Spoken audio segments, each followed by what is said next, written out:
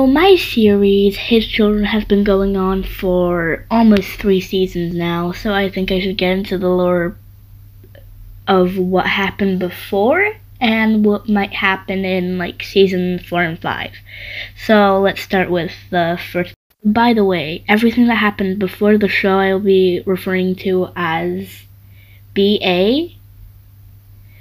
BA stands for before A.F.D, and everything that happens after, I will call it AA, after A.F.D. The year is 1987, when Sister Location was built and invented by William, with 4 main stars at the time: Lolbit, Yendo, Ennard, and everybody was really surprised about how high-tech the robots were. They were really high-tech for their. First possession occurred with Ennard, so let's get. So I'm just gonna summarize it because this took way too many fucking takes. He just got fucking shot by William. That's it. After almost all the animatronics got possessed except for Bonnet, all of the customers started to notice that they were changed in eye color in some of the animatronics, and they were acting a bit weirder than they normally did. So William decided that he was going to scrap them and build.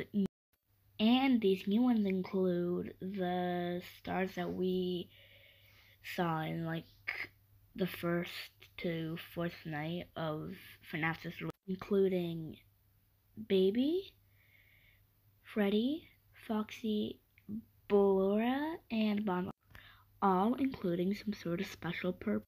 So let me explain every single purpose. Baby has an ice cream dispenser along with a stomach hatch. So when a child gets close, she can dispense some ice cream to lure it in. But when they get too close, she takes her claw out and throws them to her stomach. The same thing goes with Freddy, but without any Foxy has a voice recorder, so he can listen to the voices of the child's parents and then get them far away when. Same thing goes with Laura. Did I mention that William had kids? Okay, so one of his kids, Elizabeth Afton, decided that it was going to be a great idea to step right in front of a murderous animatronic and accept the ice cream from her. But we don't talk about that, do we? So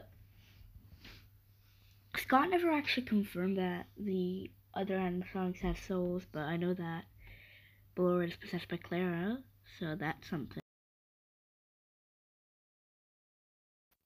After having little to no contact with the human world, for a long period of time, the entire FNAF Sister Location cast decided to make up their own theories about what might be happening in places they can't.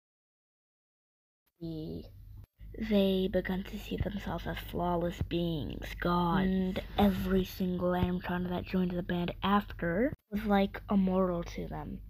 Like the same thing that we think that a fly is lower than us, they thought that the animatronics that joined the band after them were lower than them. These animatronics include Bonnie, playmate given to Ennard because everyone else at Sister Location thought he wasn't mature enough to be at the same level as all the other animatronics. He was still high in their hierarchy, but not as high as the other. Bonnie was starting to be seen as a toy, as something that you can just look at when you're bored. But after a while, Ennard started getting interested in getting a narco to Sister Location, or as they were known in their little religion thing that they made up. They saw people as some other supernatural beings that can get them out of the living world or their sister location. So he started focusing more on that than playing. And after what felt like a millennial, they finally got that. But everyone was happy until everything went to shit. The hottest, most beautiful, cool. Fast forward. So, while this is happening, please play the FNAF Sister Location game. It will reveal a little more, because I'm not going to explain the entire Sister Location. So, after the 5th night, Michael was thrown into a scooping room when Erd killed him. But for a few minutes, he went out of Michael and decided to say his last goodbye. By last goodbyes, it was an entire game he set up of, and the rules were that you have to stand still until he came back. And he entered, took shelter inside of a nearby forest to try to prevent people finding him and calling the police to bring him back to his hell. So while he was hiding there, he met a few animatronics. These animatronics include all of the A.F.Ds except Michael. They went on many exciting missions together, attempting to find, capture, and kill A.F.D. Fun fact about A.F.D, all of the animatronics are people who A.F.D has killed or hurt in some way. So it's been like a few-ish years after Anna left the body. She waited for almost 10 years for Anna to come back, but he never actually did. But she still waited. Her condition went to absolute shit. But yeah, she's gonna keep waiting, but we'll get back into her later.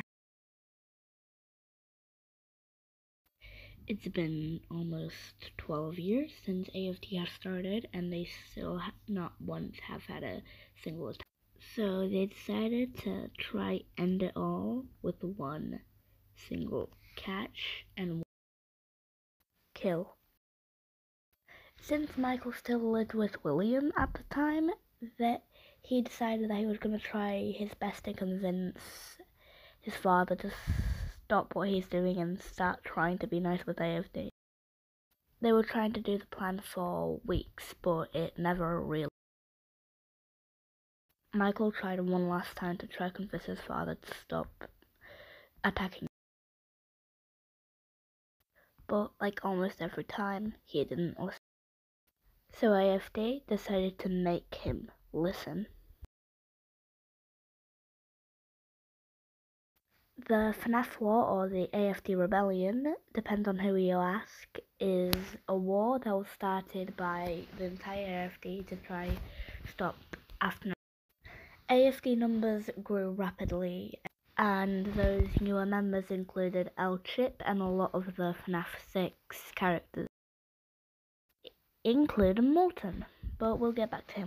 So because after knew that he couldn't fight almost 112 different A.F.Ds, he decided to start he decided to call them APs, or Afton's Puppets, which included glitch traps, many phantoms, and other animatronics who refused to join A.F.D. The fight went on for months, and months turned to years, and years turned to almost 10 years.